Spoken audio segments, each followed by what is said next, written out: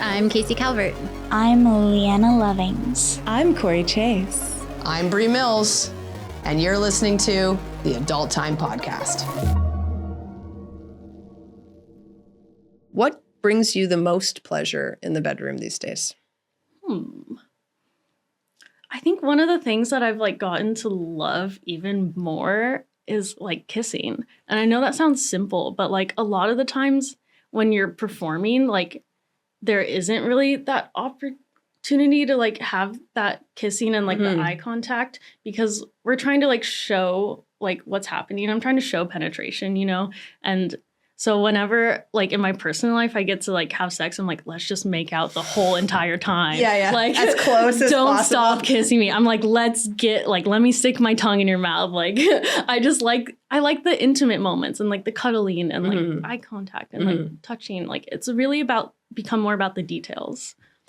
I'm just being on the other side of the camera. It's often a struggle that as a director, because we often, probably one of the most commonly requested points of feedback we get from fans is more kissing, more kissing, more kissing. Yeah, really. And then so we even have some series that are literally kiss in the title. It's okay, this one is really about kissing, but it is really hard. And almost everybody, on their yes list and everything's I love kissing. But when the cameras start, it is hard to get it.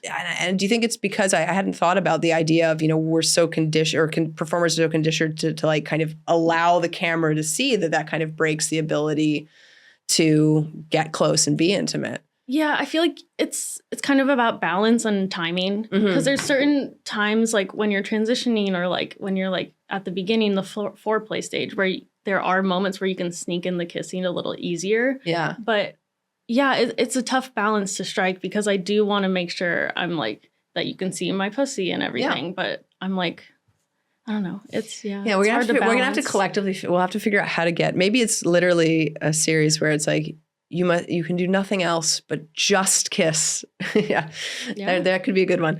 All right. What you mentioned that Tumblr was kind of your first porn that you saw.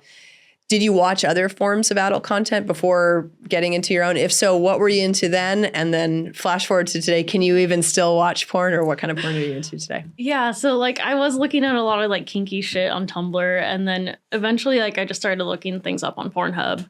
I'd watch it was kind of a good variety. I like gangbang porn. I like girl stuff with strap on. I like trans porn a lot.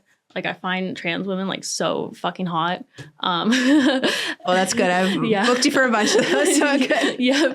And then, but now when I go on Pornhub, I'm oh, that's my friend. That's my friend. I'm wait, all these people are I know them now. I know their personality. And I know for some people that's a turn on, but for me, it kind of takes it out of it, because I'm oh, you're so cool. We were talking about this cool thing on set, and I like you as a person. So it's not that's not sexy to me. So I don't really watch much porn anymore. And if I do, I tend to watch hentai.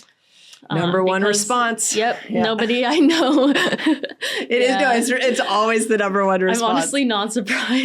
Yeah.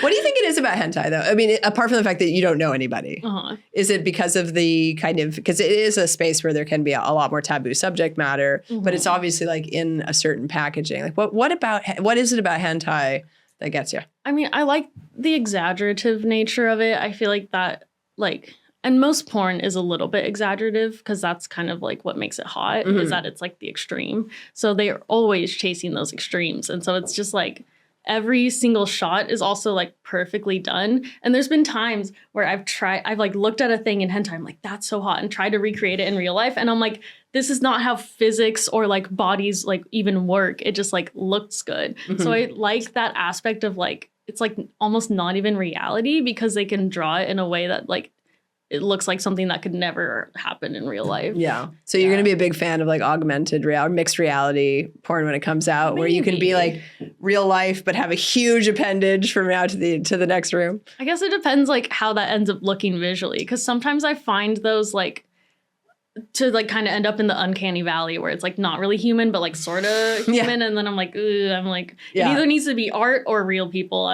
I'm hard. It's a hard line in between. Yeah. I'm oh, I don't know.